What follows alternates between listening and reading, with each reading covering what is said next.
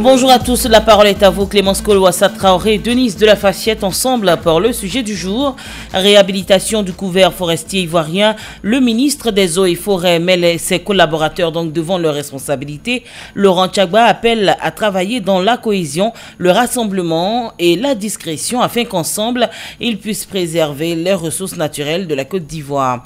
Que pensez-vous de cet appel du ministre Laurent Tchagba aux agents des Eaux et Forêts de Côte d'Ivoire? Nous attendons vos avis et commentaires maintenant même au 27 20 21 44 48 ou au 27 20 24 27 87.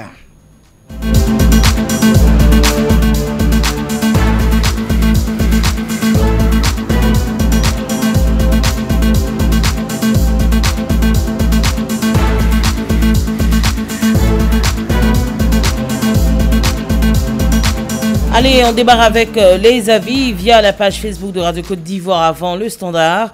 Monsieur Dosso Vassougou d'Azaguier, la déforestation et l'orpaillage ont favorisé l'avancement du changement climatique dans notre pays. Le ministre des Eaux et Forêts prend une initiative louable pour mettre en mission ses collaborateurs pour le bonheur des populations ivoiriennes et bien que cet appel permette de préserver nos ressources naturelles. Tano Eouman Josué d'Adéopodoumé, c'est un appel de collaboration entre les différentes entités qui composent le grand ensemble eau et forêt. Je parle des agents des eaux et forêts tout court, des agents de l'OIPR et des agents de pêche. Je pense que ces différentes entités se marchent sur les pieds pendant l'exécution de leurs différentes tâches. Alors, pour que la réhabilitation du couvert forestier soit effectuée efficacement, il faut que toutes ces entités se débarrassent des complexes de supériorité ou d'infériorité afin de travailler ensemble pour que cette réhabilitation du couvert forestier soit une réalité pour le bien de notre pays. C'est donc l'avis de M. Tano Eouman Josué d'Adéopodoumé.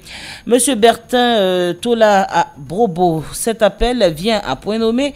Certainement que M. le ministre a constaté certains faits que nous, population, avons maintes fois décriés, que nos agents des eaux et forêts ne se contentent pas d'arrêter les exploitants forestiers et les pauvres charbonniers sur nos routes. Merci au ministre Tchagba Laurent. Et pour la première vague, on va terminer avec M. Jean-Romain Kakou à Bobo Akeiko Adjibi. Une chose est de réhabiliter le couvert forestier ivoirien et veiller à cela en est une autre chose. Très bonne décision du ministre Laurent Tchagba, mais que le contrôle soit fait pour la protection de nos forêts car l'exploitation abusive est très dangereuse. Allez, nous partons au standard. Monsieur Boué Patterson, vous êtes en ligne, vous nous appelez de Lolobo, c'est à 10 km de Yamoussoukro. Bonjour monsieur. Bonjour Denise. Alors, quel est votre avis sur le sujet du jour? L'affaire du couvert forestier est l'affaire de tous. Moi, je ne fais que féliciter monsieur le ministre Tchagba et demander à toute la population, en dépit de la mobilisation que le ministre lance à ses collaborateurs, de participer à refaire le couvert forestier. Parce qu'aujourd'hui, et quand nous constatons qu'il ne pleut pas, nous constatons qu'il fait beaucoup chaud, mais c'est nous tous qui subissons les conséquences de l'avancée du désert. Et donc, en plus de ce que le ministre a dit, il faudrait que les collaborateurs du ministre, les eaux, forêts et autres, arrivent véritablement à s'y mettre, ne pas seulement se charger de dire, bon, telle personne, on l'a vu dans tel champ. Pendant ce temps, il y a d'autres encore qui sont dans les champs, dans les forêts, et en train de faire des champs en complicité avec vraiment d'autres personnes et cela détruit le couvert forestier. Vraiment, cette mesure est bienvenue et nous voulons que vraiment chacun s'y mette pour pouvoir vraiment donner un bon élan à cette mesure pour sa réalisation. Merci bien, monsieur Boué Patterson, et bonne journée à Le Lobo. À Thiécro, c'est à Bétier, nous recevons monsieur Donzo Miezan. Bonjour, monsieur Donzo. Allô? Monsieur Donzo? Allô? Bonjour, monsieur Donzo.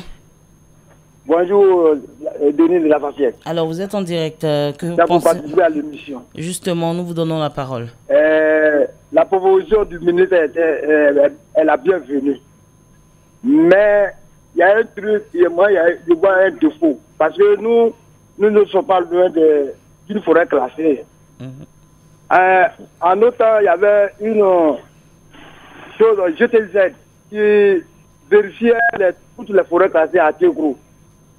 Mais les gens sont rentrés dans la forêt tout dévastés. Les autres forêts, quand ils rentrent bien choses, la zone de forêt, ils rentrent, ils vont prendre de l'argent vers les planteurs et puis ils les laissent. Comment fait que nos forêts classées vont résister encore? Vous êtes témoin de cela. On peut même avoir une forêt classée bien comme la Côte d'Ivoire. Hein, madame? Donc pour vous, la corruption... bien suivre les forêts classées. De mettre les agents en contribution pour ne pas que la forêt classée soit disparaître. Et c'est ce qu'il est en train de faire. Voilà, c'est ma proposition, c'est ma participation aussi. Merci bien. Et vous le dites, le ministre des Eaux et Forêts a mené une tournée donc, dans pratiquement toutes les régions et partout où il est passé. Il a exhorté ses collaborateurs à traiter les ressources en eau, la forêt et la faune comme la prunelle de leurs yeux, car le métier des eaux et forêts est un sacerdoce. Alors nous partons à Zouanien. Monsieur Emmanuel Tozré, vous êtes en ligne, bonjour. Monsieur Emmanuel. Oui, madame. Vous êtes en direct. Que pensez-vous de cette démarche du ministre des Eaux et Forêts? Bon, premièrement, je voudrais dire d'abord merci à monsieur le ministre. Parce que nous en souffrons beaucoup. Vraiment, il y a des agents des Eaux et Forêts qui laissent leur travail et c'est aux pauvres parents des charbonniers qui s'adressent. Oh putain, cette histoire du forêt nous crée beaucoup de problèmes. Actuellement, nous planteurs là, à cause de ce changement climatique, nos trucs n'arrivent plus à donner comme il se devait. Donc la lutte que le ministre a mise en face là, vraiment, je suis très content. Je dis merci au ministre. D'accord. Merci bien, monsieur Emmanuel Tozré. Bonne journée à toute la population de Zouanien. Nous partons à Bois-Flé. Monsieur Toussaint Gadou, bonjour. Bonjour, Denis de la Faciette. Comment vous réagissez au sujet du jour? Bon, moi, pour ma part, je vois que le ministre vient de commencer. Il vient de commencer le bon travail. Et c'est ce que les Ivoiriens ont besoin. Vous voyez. Moi, je vois que ce qu'il doit faire, c'est qu'il doit appuyer fort. Parce qu'il y a des forêts, il y a les réserves et les parcs. En ce moment où je vous parle, il y a des champs de cacao là-bas. Il y a des écoles là-bas. C'est des écoles qu'il faut fermer. C'est des champs là qu'il faut détruire. Au lieu de s'en prendre aux pauvres paysans qui ont des fraquets et des arbres dans les champs qu'ils exploitent. Jusqu'à présent, si l'État n'a pas pris des mesures pour fermer ces écoles qui sont dans des parcs et des réserves, le climat ne peut pas changer. Le climat ne peut pas changer. Non, pas de reboisement. Moi, je ne peux pas prendre ma plantation de cacao pour faire un reboisement. Donc, il vient de commencer. Il vient de commencer. Donc, moi, je l'encourage beaucoup et à faire encore plus pour le pays. Surtout dans les forêts classées. Vous l'avez mentionné. Merci, monsieur Toussaint Gadou. Nous partons à Dieucoué, monsieur Améa Adonis. Bonjour. Monsieur Améa Adonis. Oui. Vous êtes en ligne, bonjour. Oui, bonjour, cher Denise. Alors, quel est votre avis sur cette initiative du ministre? Oui, c'est une action très louable de la part de monsieur le ministre des Eaux et Forêts. Mais ce qui est effarant et écœurant, à mon avis, c'est l'orpaillage clandestin. Alors moi, je me demande bien ce que l'État fait pour que cet orpaillage clandestin-là soit, n'est-ce pas, un passé. Parce que ça détruit l'environnement. Justement, il y a des actions qui sont menées, vous voyez aussi. En Côte d'Ivoire, ce phénomène-là qui est en train de grandir et de s'élargir. Alors, si on n'y fait rien, mais le couvert forestier va disparaître. mais les ressources en eau, l'eau, mais tout va s'épuiser. Et mais malgré Donc, les il faut une actions... action vigoureuse. C'est vrai, l'État fait beaucoup, mais il faut encore une action vigoureuse. Et l'implication aussi des populations. Parce qu'en fait, les agents des eaux et forêts, effectivement, ils font leur travail. Ils doivent continuer de faire le travail. Mais ce côté d'orpaillage clandestin-là, il faut endiguer ça très rapidement. Avec l'implication aussi de la population, n'est-ce pas? Merci beaucoup. Oui, bien sûr, avec l'implication de la population. Merci bien, monsieur Améa Adonis, et bonne journée à Djokoui. Madame, monsieur, vous êtes sur Radio Côte d'Ivoire et le sujet du jour, réhabilitation du couvert forestier ivoirien. Le ministre des Eaux et Forêts met ses collaborateurs devant leurs responsabilités. Laurent Tchagba appelle à travailler dans la cohésion, le rassemblement et la discrétion afin qu'ensemble, ils puissent préserver les ressources naturelles de la Côte d'Ivoire. Alors, que pensez-vous de cet appel du ministre Laurent Tchagba aux agents des eaux et forêts de Côte d'Ivoire? Nous attendons vos avis et commentaires au 27 20 21 44 48 ou au 27 20 24 27 87.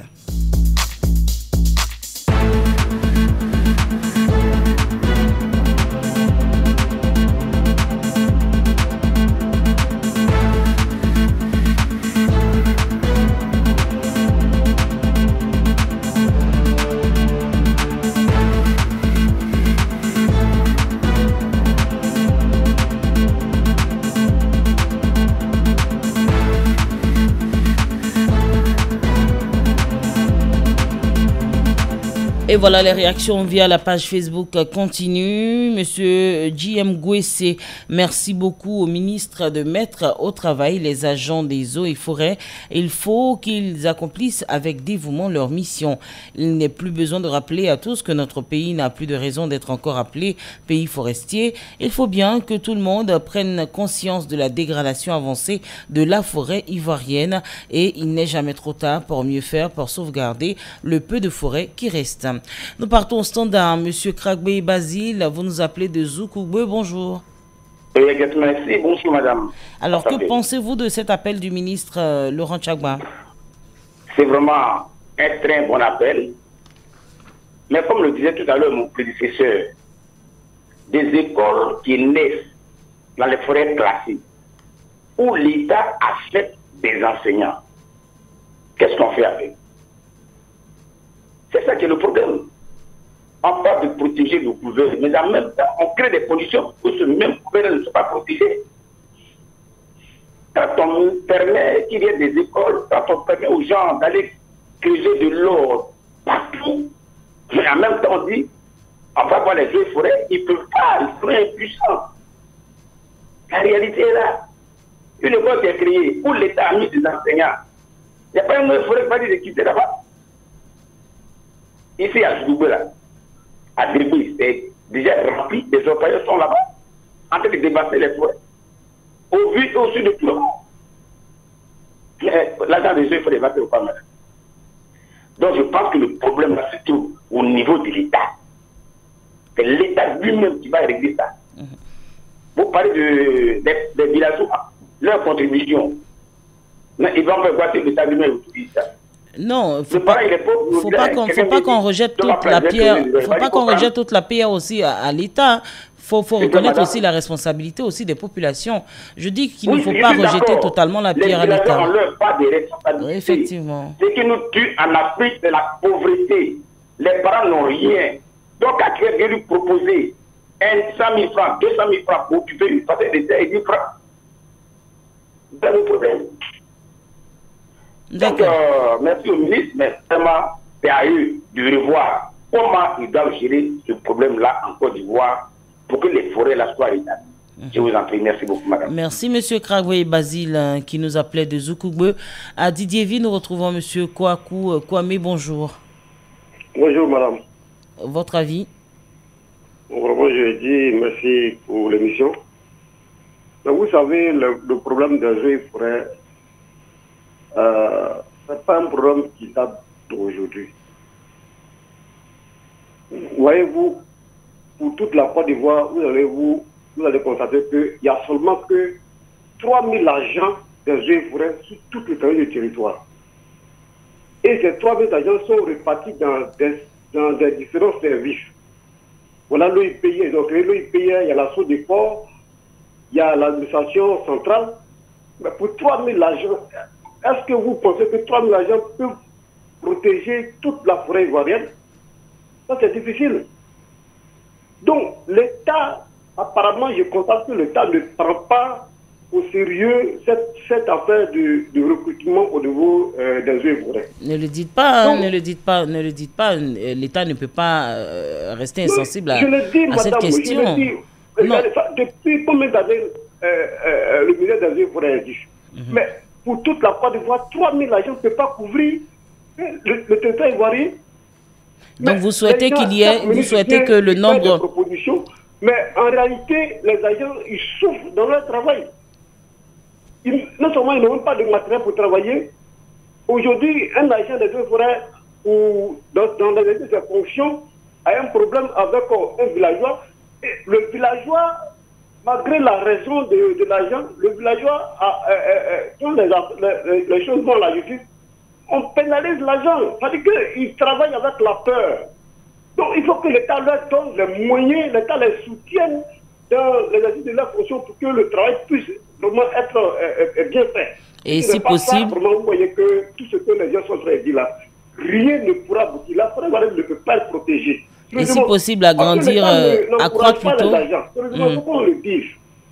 Et vous proposez qu'il y ait... l'encouragement de l'État vis-à-vis de l'agent. Ils ne sont pas protégés. D'accord. Et en plus de cela, M. Zoro... Monsieur Zoro, en plus de cela, vous proposez qu'il y ait l'accroissement au niveau du recrutement également. Moi, je propose qu'il y ait l'accroissement au niveau de l'effectif. De un. De deux, il faudra qu'ils soient vraiment protégés par l'État. Parce qu'on a l'impression que c'est un service qui est vraiment délaissé. Pour le dire. Les gens des infrastructures délaissés, ils sont à la moquerie même de la population dans l'exercice de leur fonction. Parce que le service qu'ils font, l'État ne considère pas en réalité ce service. Alors plutôt... Imaginez, la protection de l'environnement. C'est ce qu'on voit dans le monde. Mais si ces agents qui font ce travail et qui sont minimisés, comment vous voulez que le travail puisse avancer? Merci, M. Kwaku Kwame. On va permettre aussi aux autres auditeurs de réagir.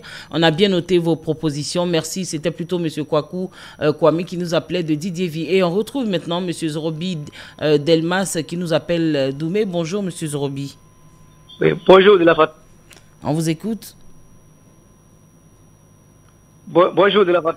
Oui, bonjour, M. Zorobi. Vous êtes en direct. Oui, bon, madame, ce que je vais dire, c'est que, je dis comme ça, merci au président de la République et au ministre M. Tchaba. Le président fait un effort pour mettre à la discussion des gendarmes des eaux et forêts. Mais madame, je veux dire une chose. Chez moi, dans mon village, par exemple, dans la forêt classée où le trésor du peuple de Boigny a plein de quai, où les clandestins qui créent de l'or là vont trouver. Bon, aujourd'hui, les gendarmes qui sont à route de l'Épienne, ils vont s'arrêter sur la route où ceux qui créent l'or là, ça vaut creuser l'or là, ils prennent de l'argent avec eux. Même ma femme est quittée au temps pour venir, le gendarme a bloqué son portable. Jusqu'à présent? Ce gendarme-là, je le fais. Allô? Est-ce que vous voyez que ce travail-là, c'est bien? Allô? Le chef de l'État aujourd'hui donne comme les agréments au chef du village pour qu'il puisse travailler en harmonie avec le gouvernement, avec les autorités. Mais ces chefs-là, tous les gens sont de détruire les forêts classées, madame. Mais ce n'est pas possible. L'État ne peut pas tout faire.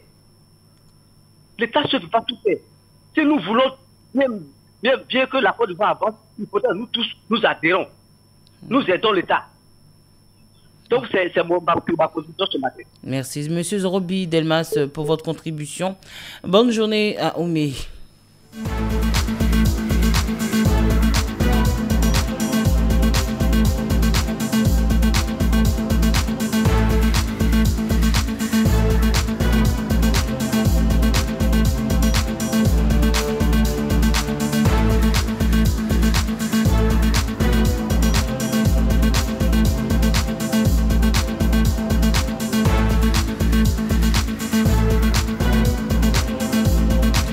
Réhabilitation du couvert forestier ivoirien. Nous réagissons justement à l'appel du ministre des Eaux et Forêts à ses collaborateurs.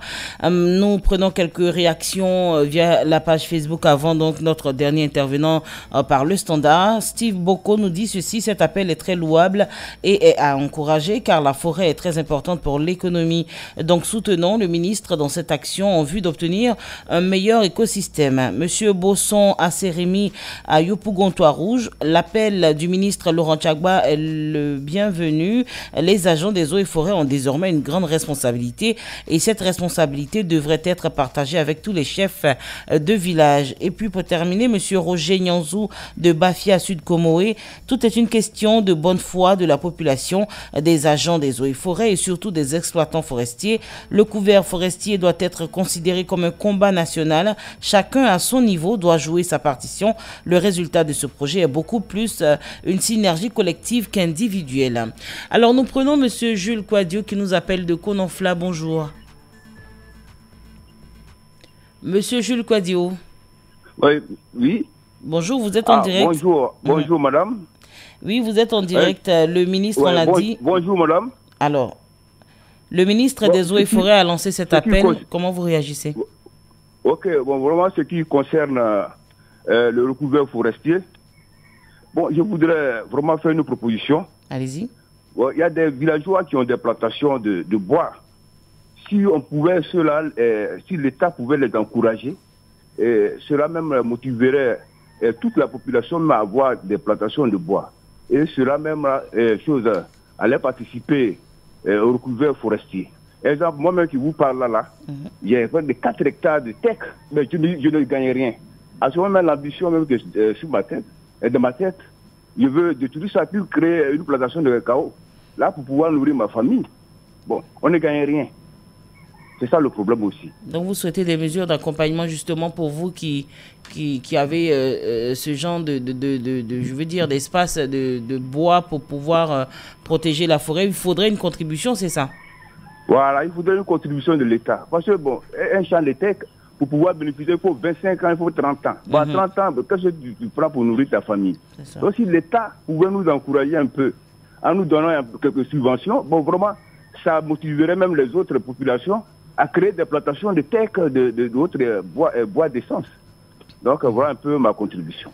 Merci bien, monsieur Jules Quadio, qui nous appelait de Kononfla. Il faut préciser que le ministre des Eaux et Forêts a donc invité ses collaborateurs à inverser la situation en faisant passer notre couvert forestier national de 2,97 millions d'hectares à 6,5 millions d'hectares de forêt d'ici à 2030. Il a surtout encouragé ses collaborateurs à travailler dans la cohésion, le rassemblement et la discrétion afin qu'ensemble, on l'a dit, ils puissent sécuriser la Côte d'Ivoire en matière d'eau pour garantir son accessibilité pour tous les usagers et pour sauver ainsi la forêt. La parole est à vous pour ce vendredi. C'est terminé. Merci d'avoir réagi au sujet du jour sur l'appel du ministre Laurent Tchagba aux agents des eaux et forêts de Côte d'Ivoire quant à leurs responsabilités. La parole est à vous. Clémence Cole, Ouassa Traoré, Denise de la Fafiette. Très belle journée à tous et surtout bon week-end à tous sur Radio Côte d'Ivoire.